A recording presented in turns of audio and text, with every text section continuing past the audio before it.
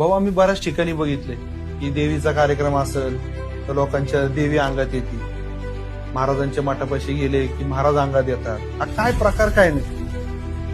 खरं सांगू तुला दादा, मी ना माझा पहिले असा विश्वास होता की असतं हे वगैरे, पण मी जसं मठात जायला लागलो ना मला असं हळूहळू असं जाणवायला लागलं, थोडं वेगवेगळे चालले.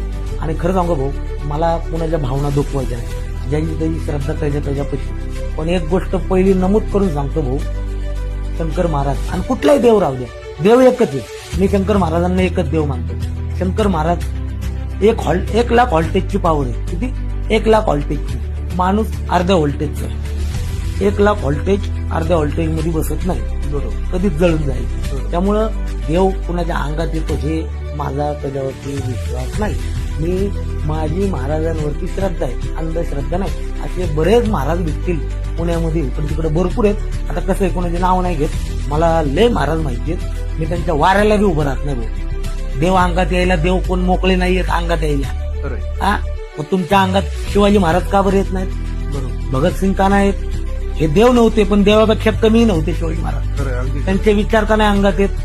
शिवाजी महाराज अंगात आले पाहिजे, भगतसिंग आले पाहिजे अंगामध्ये, सगळे आले पाहिजे ना अंगात. हे बी देव तुमच्या अंगात सगळं सोडून तुमच्या अंगात यायला मोकळा आहे का देव?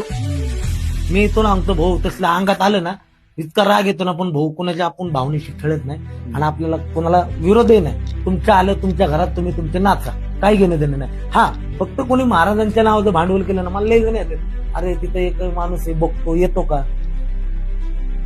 आपले प्रश्न तिथं जाऊन मांडायचे समाधी पुढे. तुम्ही 2 मिनिटं ना डोळे मिटून थांबा महाराजांपुढे. महाराज तुमच्या आतमध्ये घ्या, हो, बाहेर कुठे बोलू शकता महाराजांना. तुम्ही आतमध्ये घ्या महाराजांना, तुमच्या हृदयात घ्या, 5 मिनिटं थांबा, स्वतःच्या अंतकरणातला आवाज ऐका, मग महाराजांना प्रश्न विचारा.